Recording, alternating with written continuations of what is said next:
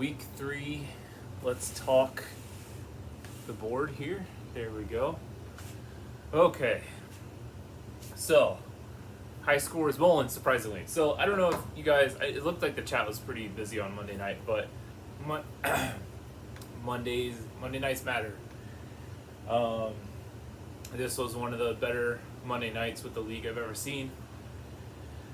Rob was not supposed to be the bottom scorer. I was. Even for a while, Meese was in danger, but a lot of flips. Like, Mullins was not supposed to be the high score either. Everything changed on Monday nights, but that's not always the case. This may be the best Monday of the year, but it was good.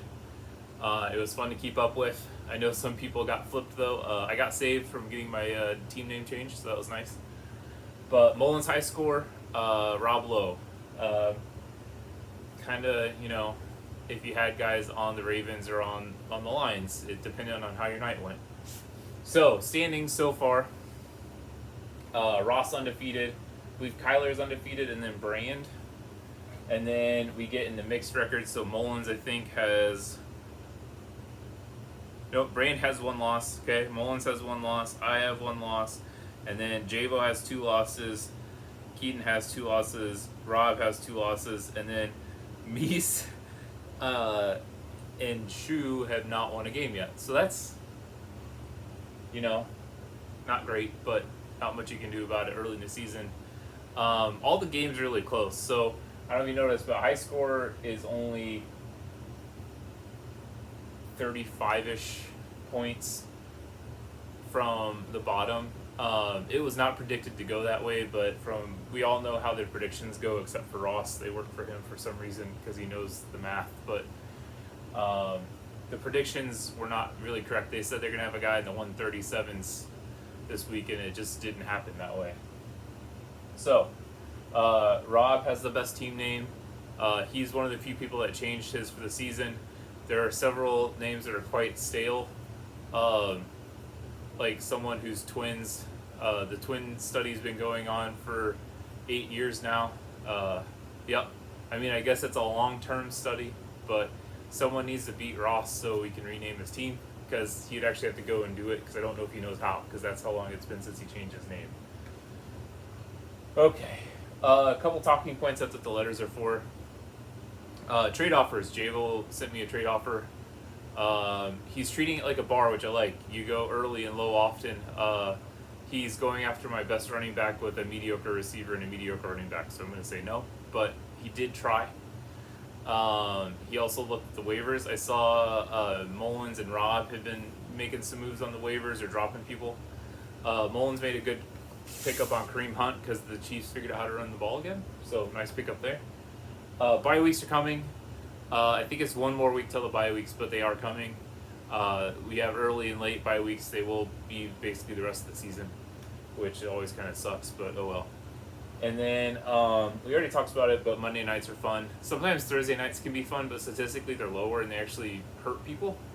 Hopefully Ross knew that already. I didn't just educate him on Thursday night games, but statistically players do underperform on Thursday nights. Injuries. A lot of us already have injury problems. Big surprise, Christian McCaffrey's kind of hurt already. Joe Burrow hurt a random bone that he didn't think he could hurt and get thrown out for the season for.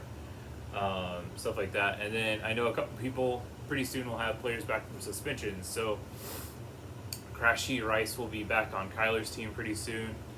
I think he's the longest suspension for this season, but yeah, everyone's dealing with a little bit. I have a guy out for a while on IR, but he's supposed to come back. And remember, like Shu, you're new to the league.